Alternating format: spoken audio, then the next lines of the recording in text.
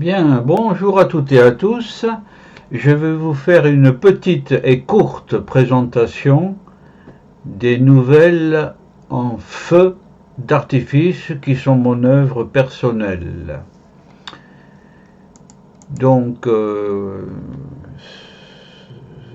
dans la playlist Contes ou Nouvelles, c'est donc bien les 13 chiffres fatidiques, nouvelles en feu d'artifice. Chiffres fatidiques. Donc, ce sont véritablement des nouvelles, parce que c'est plus long que le conte, mais il n'empêche qu'on puisse les raconter aussi. Ça a été publié par l'éditeur Atlantica, 13 nouvelles feux d'artifice. Voilà donc une version écrite. Belle présentation. S'il y a des personnes qui sont intéressées à en faire l'acquisition pour elles-mêmes ou pour un cadeau original pour la Noël ou pour d'autres fêtes, voilà, eh bien qu'elles prennent contact avec moi par mail notamment. Sur le site culturesociétale.com, on peut m'écrire. Voilà. Alors ces nouvelles, bien sûr, sont extraordinaires. Et les sorcières qui passent sur un balai avec le chat devant et qui volent sur la lune, ne méfiez point à l'esprit de ces nouvelles. Bien que je ne pense pas avoir mis en œuvre des sorcières devant la lune. Mais bon, l'imaginaire. Alors, j'ai repris la présentation qu'il y a dans le livre, 13 nouvelles feux d'artifice, sans aucun artifice. C'est une espèce d'humour, parce que dans tous mes écrits, il y a de l'humour aussi. J'ai cité Louis Aragon dans Elsa, l'homme a le destin de l'étincelle, oui, oui, le temps d'apprendre à vivre, il est déjà trop tard, Aragon aussi. L'homme a le destin de l'étincelle, c'est très beau. Alors, un peu plus loin dans le livre, il y a le feu et pureté. Bien sûr, le feu purifie. Le feu naît à chaque instant. Oui, oui, oui, il renaît constamment. Par les soins de l'homme, bien sûr, fondamentalement. Et j'ai mis, amis lecteurs, puissent ces nouvelles vraies, amis lecteurs ou amis qui écoutent la vidéo là, puissent ces nouvelles vraies et changeant de carrefour à chaque mot. Oui, chaque mot entraîne un autre mot, une autre idée. Bon, te réchauffer l'âme et te rendre gai de la joie insouciante du feu. Oui. Alors, ces nouvelles, à la différence des contes des forêts ou des contes de Margot Auffay, sont sur le sens de l'existence. C'est presque de la philosophie existentielle. Mais attention, c'est en même temps raconté. C'est pourquoi il y a d'abord une promenade, poétique ou fantastique, à travers plusieurs nouvelles qui font une espèce d'introduction, une espèce d'escalier. Oui, ces nouvelles, il est bon de les suivre dans l'ordre, car c'est un escalier, à vrai dire, qui monte vers le sens absolu. Ensuite viennent 4 nouvelles qui concentrent le sens, que j'ai appelé la crypte. 4 nouvelles essentielles. Le sens, 4 sens différents.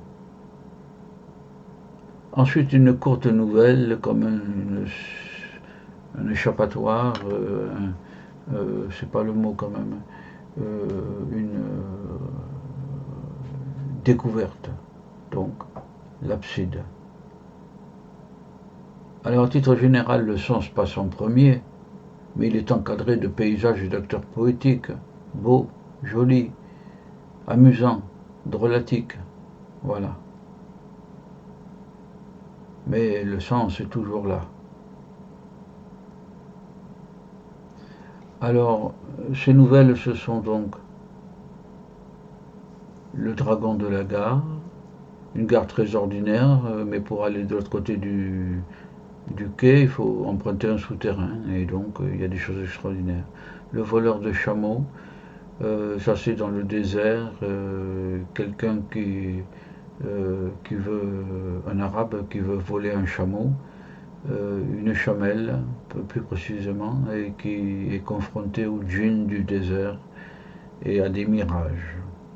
L'homme qui cherchait le lac, là c'est une digression sur un fait véritable que j'ai rencontré et que j'ai enjolivé. Euh, Ça débouche sur un amour en tout cas. L'écorché, c'est sur le fondateur de la chirurgie au Moyen Âge qui va dépendre les pendus pour les inciser et découvrir ce qu'il y a dans le corps humain. Et il est question d'amour aussi. Charles Elior-Mansoul, c'est Charlemagne, c'est une vieille légende. Elior-Mansoul, c'était la divinité des Saxons que Charlemagne avait combattu et vaincu. Elior-Mansoul cherche à se venger de Charles. Ça concerne l'homosexualité de manière négative, hein, là, voilà, forcément. C'est le cas de l'époque. Ou le chant de la pluie, là c'est une petite digression sur la pluie, c'est pas très philosophique. Simeon le stylite, le stylite, ben, c'est chrétien, ce sont ces ermites qui étaient dans le désert et qui vivaient au sommet d'une colonne. Les fleurs du diable, ça c'est un hommage à Heinrich Heine, le poète allemand, qui est enterré à Montmartre, qui était un grand ami de Georges Sand, etc., etc. Voir le site culturesociétale.com.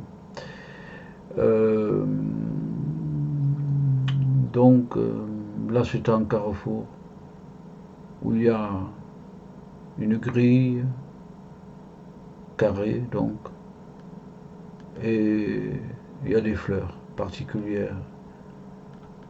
Et un passant s'arrête, il passe la nuit, et là il fait des rencontres. C'est de Heinrich Heine à l'origine. Puis vient la crypte, qui concentre donc le sens en 4 nouvelles. La colline magique, sur... Bon, je vous laisse découvrir quand même la colline magique, l'érable gris du carrefour, qui a sa vérité aussi, le sentier de thé, d'inspiration japonaise, et Elsa, qui doit être la seule nouvelle sur la vie d'une feuille, qui finit en étoile. Et l'abside, c'est le Fils de l'homme sur un tableau de Salvatore Dali. Voilà. C'est un très bel ouvrage à sens. Donc voici la présentation de ce livre.